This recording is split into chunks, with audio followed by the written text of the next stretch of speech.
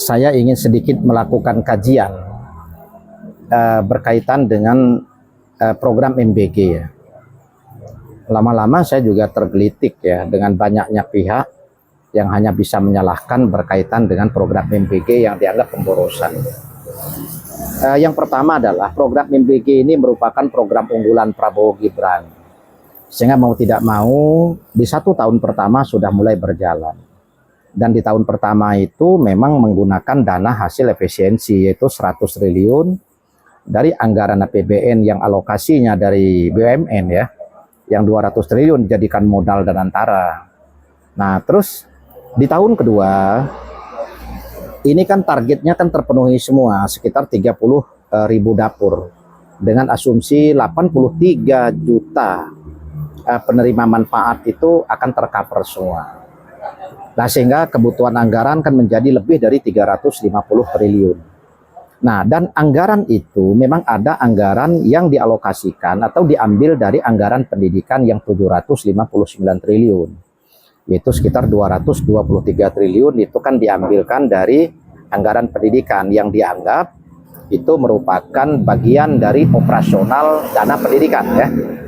Karena memang banyak penerima manfaat itu kan siswa. Nah, yang menjadi masalah adalah sebenarnya bukan masalah anggaran pendidikan yang dialihkan. Kalau kita mau jujur sebenarnya, yang jadi masalah itu adalah terjadi banyak kebocoran pada tataran teknis, yaitu pada tataran pengelola SPPG dengan oknum-oknum terkait atau pengurus-pengurus yayasan terkait atau pengurus koperasi. Banyak terjadi kebocoran dengan potensi anggaran yang untuk kebutuhan makan di bawah 10.000, padahal seharusnya itu kan minimal 10.000 kan. Nah ini terjadi karena memang infrastruktur itu belum sempurna karena baru dibentuk semua. Lah PR-nya sekarang adalah bagaimana pemerintah melakukan pembenahan, melakukan penyesuaian regulasi secara teknis sehingga itu bisa tertata dan memperkecil potensi kebocoran. Nah itu yang terpenting yang harus kita bantu mensolusikan. Nah terus yang kedua adalah kita harus jujur bahwa dampak dari program MBG ini sangat banyak. Kita bicara dampak serapan tenaga kerja. Serapan tenaga kerja di setiap dapur itu sekitar 50-60. Itu tenaga kerja terserap dengan gaji sesuai UMR. Terus supplier 5-10 supplier itu adalah UMKM. Dan mereka pun biasanya akan melibatkan tenaga kerja non formal ya, masing-masing supplier itu antara 5-10 orang. Artinya dari satu dapur SPPG potensi ada 10 supplier dengan tenaga sekitar 10 orang, berarti 100. Berarti ada potensi serapan tenaga kerja non formal 100. Ditambah setiap dapur itu 60. Ya. Nah, berarti sudah sekitar 160 potensi tercipta lapangan kerja. Kalau misalnya satu dapur suppliernya 5, ya berarti sekitar 50-an orang. Nah, artinya minimal 100-120 setiap SPPG itu akan menampung serapan tenaga kerja baik formal maupun non formal. Nah, kalau di setiap kecamatan ada 8-10 dapur, artinya di setiap kecamatan potensi terserap tenaga kerja yaitu sekitar 800-1.000 orang. Nah, sementara kita punya sekitar 7.500 kecamatan. Nah, kalau setiap kecamatan potensi terserap tenaga kerja 800-1.000 orang dikalikan 7.500 kecamatan, berarti potensinya tenaga kerja formal maupun non formal sekitar 7-7,5 juta orang terserap. Kalau dengan asumsi serapannya sama. Oke lah misalnya ada kecamatan-kecamatan mungkin yang jumlah penduduknya lebih kecil.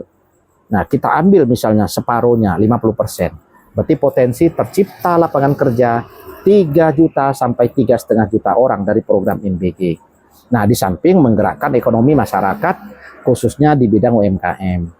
Kalau sekarang ini misalnya terjadi kesenjangan atau kecemburuan sosial dari kelompok pengusaha lokal.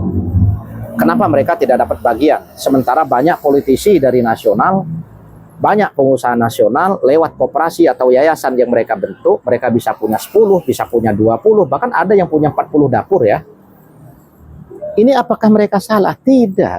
Ingat, program MBG pada saat awal diluncurkan, banyak dari yayasan dan koperasi yang mencari mitra.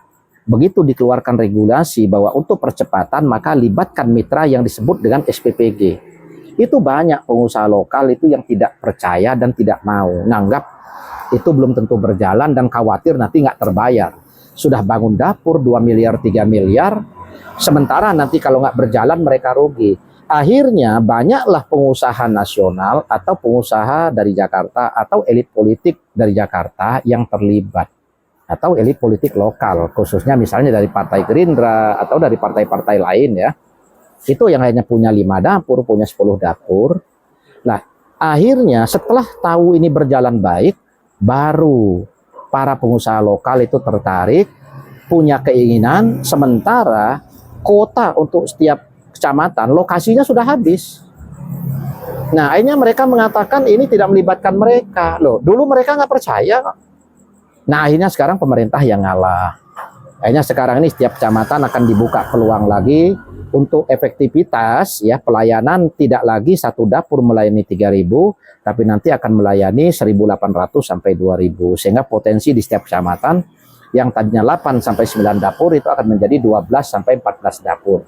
Nah, ini satu kelonggaran juga kan untuk menampung aspirasi dan mengakomodir potensi dan kepentingan pengusaha lokal yang tadinya menolak. Nah, tetapi ingat, program MBG ini dengan biaya besar. Nah, logikanya sederhana. Orang mengatakan lebih baik dipakai untuk pendidikan gratis daripada untuk makan gratis. Tidak sesederhana itu. Pendidikan gratis misalnya, memangnya sekolah-sekolah swasta itu mau menggratiskan? Memangnya semua sekolah-sekolah swasta itu betul-betul murni orientasi mencerdaskan anak bangsa? Tidak. Banyak sekolah-sekolah yang bonafit, sekolah-sekolah dengan yayasan yang high class ya. Mereka menerima siswa dengan biaya tinggi. Tapi apakah mereka sudah memberikan gaji guru sesuai standar UMR? Kan tidak juga. Nah, apakah sekolah itu juga salah? Tidak juga. Salahnya juga ada guru-guru yang hanya sekedar mengejar status, dikasih gaji ala kadarnya, padahal pendidikan mereka tinggi, kenapa mereka mau? Seharusnya guru-guru dong mau jual mahal juga. Masa sekolah yang bagus, sekolah dengan biaya SPP tinggi, sekolah swasta yang orientasinya sudah ada orientasi bisnis, mereka ngajar sebagai tenaga ahli, tapi mereka digaji tidak sesuai UMR, mereka mau. Nah, jadi maka kalau kita berbicara pendidikan, mengatasi masalah kesenjangan di tingkat penghasilan tenaga pengajar atau guru, ini tidak sesederhana itu. Nggak bisa hanya sekedar dikoparasikan dengan program MBG. Banyak variabel lain yang harus dilakukan kajian, yang harus disinkronkan dari setiap regulasi teknis yang dibuat. Nah, jadi kita ini tidak bisa hanya sekedar mengkritisi, tetapi kita tidak paham substansi. Nah, sehingga kita hanya bisa menyalahkan, sementara di satu sisi kalau kita diberikan kewenangan, belum tentu ada kemampuan. Nah, ini yang sering terjadi. Masalahnya para politisi hanya sekedar mencari panggung, asal menyerang, ditanya solusi nggak tahu. Kalau diterus didesak ditanya solusi, mengatakan untuk apa pemerintah? Untuk apa mereka menjadi pejabat kalau mereka tidak mampu mencari solusi? Ya, tugas mereka sebagai oposisi, tugas mereka sebagai kritisi, ya hanya mengkritisi tanpa solusi. Nah, ini tidak fair. Nah, jadi rekan-rekan sekalian, kita harus jujur lah. Kita berdamai dengan diri kita sendiri. Kita harus mampu melakukan perdamaian itu, sehingga kita tidak bisa hanya melakukan satu kajian dan pertimbangan dari satu sisi keberpihakan yang condong dan potensi membenarkan apa yang menjadi pendapat kita. Seolah-olah semua serba mudah, padahal semua nggak semudah yang kita bayangkan ya Bapak Ibu sekalian.